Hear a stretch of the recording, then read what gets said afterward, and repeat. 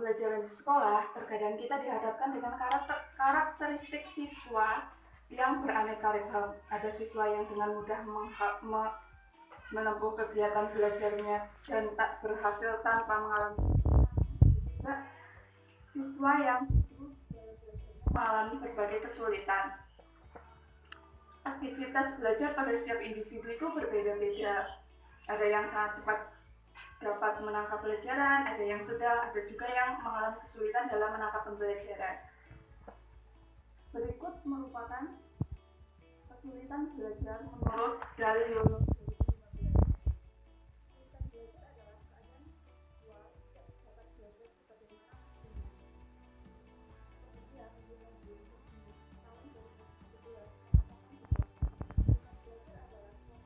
Di mana kompetensi atau prestasi yang dicapai tidak sesuai dengan kriteria standar yang telah ditetapkan, baik berbentuk sikap, pengetahuan, maupun keterampilan, dan proses belajar yang ditandai dengan adanya hambatan-hambatan tertentu untuk menanggapi hasil belajar.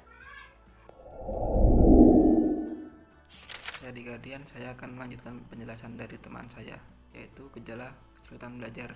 Kesulitan belajar merupakan salah satu hal yang sangat penting untuk dipecahkan dalam proses pembelajaran. Guru hendaknya selalu dapat mengidentifikasi gejala yang terjadi pada siswanya. Penyebab kesulitan belajar bermacam-macam, ada yang bersumber dari guru, lingkungan, siswa, atau materi itu sendiri. Siswa mengalami kesulitan belajar akan tampak dari berbagai gejala yang dimanifestasikan dalam perilaku, baik dari aspek psikomotorik, kognitif, konatif, atau efektif. Berikut perilaku yang merupakan manifestasi gejala kesulitan belajar. Yang pertama, menunjukkan hasil belajar yang rendah. Yang kedua, hasil yang dicapai tidak seimbang dengan usaha yang telah dilakukan. Yang ketiga, lambat dalam melakukan tugas-tugas kegiatan belajar.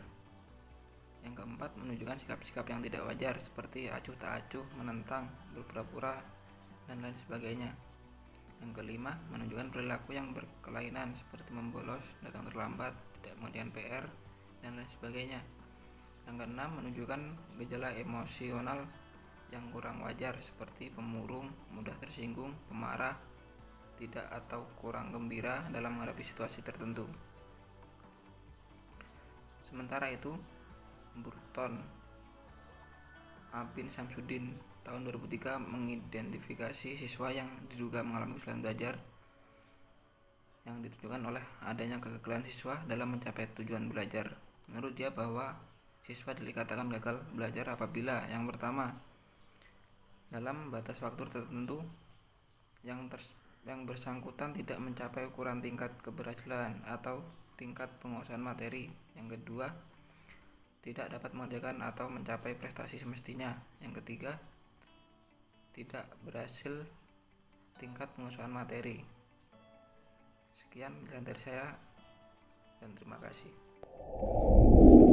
Baik, saya Eka Yuni. Saya akan menjelaskan mengenai ragam kesulitan belajar.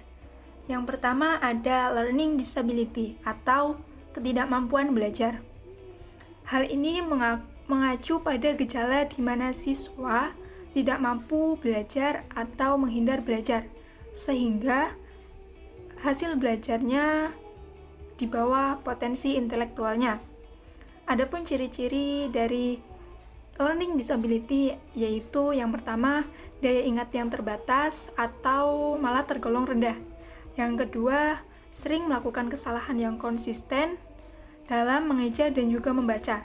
Yang ketiga, sulit untuk mempelajari keterampilan baru, terutama yang membutuhkan daya ingat. Yang keempat, ada impulsif. Ya, mereka akan bertindak tetapi tidak memikirkan matang-matang apa yang akan dilakukan. Yang kelima, sulit berkonsentrasi.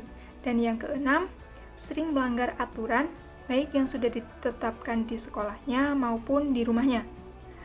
Adapun ragam kesulitan belajar yang kedua yaitu underachieve. Hal ini mengacu kepada siswa yang sesungguhnya memiliki tingkat potensi intelektual yang tergolong di atas normal atau unggul, tetapi prestasi belajar yang dimilikinya masih tergolong rendah. Sebagai contoh, ada seorang siswa yang dites tingkat kecerdasannya. Nah, dengan tes ini ternyata dapat kita ketahui bahwa siswa tersebut memiliki tingkat kecerdasan yang tergolong tinggi, bisa mencapai IQ sekitar 130 sampai 140. Tetapi di sisi lain, dia memiliki prestasi belajar yang rendah. Nah, adapun ciri-ciri dari underachieve ini yaitu yang pertama, kurang mampu menyesuaikan diri atau kurang percaya diri. Yang kedua, lebih banyak mengalami konflik dan juga ketergantungan. Yang ketiga, kurang mampu dalam mengelola waktu luang. Dan yang keempat, mereka kurang berminat dalam membaca dan juga berhitung.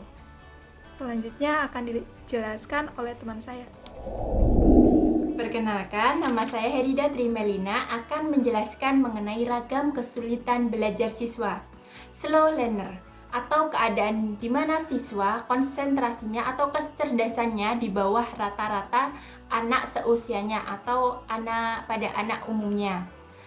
Di sini anak akan mengalami keterlambatan dalam proses belajar. Gejala-gejalanya, yang pertama itu ada perhatian dan konsentrasi singkat, yang kedua reaksinya lambat ketika dia belajar, terus yang ketiga belajarnya lambat dan mudah pelupa. Terus terakhir berpandangan sempit. Selanjutnya ada learning disorder atau keadaan di mana siswa dalam proses belajarnya akan menimbulkan respon yang bertentangan. Contoh, ketika siswa sudah terbiasa dengan olahraga yang keras, contohnya ada olahraga voli, olahraga olahraga tinju, olahraga pencaksilat, dan lain sebagainya, anak tersebut akan mengalami kesulitan dalam hal proses belajar menari karena dengan gerakan-gerakan yang lemah gemulai. Selanjutnya yang terakhir ada learning dysfunction, yaitu proses belajar siswa yang tidak berfungsi dengan semestinya atau tidak berfungsi dengan baik. Contohnya, ketika anak memiliki postur tubuh yang tegap, postur tubuh yang tinggi, itu cocok menjadi atlet voli misalnya. Tetapi dengan tidak diasah dengan baik kemampuannya tersebut, maka kemampuan itu tidak dapat berjalan dengan semestinya atau tidak berjalan dengan baik. Terima kasih. Di sini saya akan menjelaskan mengenai upaya menangani ragam kesulitan dalam belajar. Guru berperan penting dalam proses pembelajaran. Selain sebagai narasumber, guru juga berperan penting sebagai pembimbing dan pengayom bagi para muridnya. Karena bagi murid, guru adalah cerminan dari sikap dan perilaku dalam proses pembelajaran. Beberapa cara mengatasi kesulitan dalam belajar. Yang pertama, observasi kelas. Mengurangi kesulitan dalam tingkat pembelajaran. Misalnya, suasana kelas yang tenang, yang nyaman, yang bersih. Yang kedua, pemeriksaan alat indera, yaitu pihak sekolah melakukan tes kesehatan ke puskesmas atau dokter. Yang ketiga, teknik main peran. Guru bisa berkunjung ke rumah murid dan guru dapat langsung berinteraksi dengan orang tua dan mengetahui tingkah perilaku anak di rumah dan di keluarganya. 4. Tes diagnostik kecakapan atau tes IQ atau tes psikolog. Seorang guru dapat mengetahui sejauh mana tes IQ seorang dilihat dengan cara dia menjawab pertanyaan yang praktis dan sederhana. Dan psikotes menilai dengan cara yang praktis dari segi dasar logika privasi siswa. Yang kelima, menyusun program perbaikan. Mengajar harus menjadi seorang yang konservator, transmitator, transformator, dan organisator. Akan menunjang pengajaran dengan baik. Keaktifan siswa dapat dituntut dari segi fisik dan juga dari segi kejiwaan. Dari segi fisik yang aktif, tetapi dari pikiran dan mental kurang aktif, maka kemungkinan besar tujuan pembelajaran tidak akan tercapai. Keberhasilan proses pembelajaran bukan diukur dari adanya penambahan dan perubahan pengetahuan serta keterampilan, namun nilai sikap harus terakomodasi dengan perubahan sikap. Menilai dengan cara yang praktis dari segi dasar logika privasi siswa. Yang kelima, menyusun program perbaikan. Mengajar harus menjadi seorang yang konservator, transmitator, transformator, dan organisator.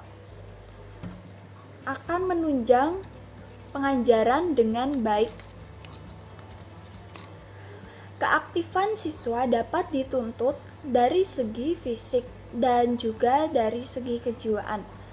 Dari segi fisik yang aktif, tetapi dari pikiran dan mental kurang aktif, maka kemungkinan besar tujuan pembelajaran tidak akan tercapai. Keberhasilan proses pembelajaran bukan diukur dari adanya penambahan dan perubahan pengetahuan serta keterampilan, namun nilai sikap harus terakomodasi dengan perubahan sikap.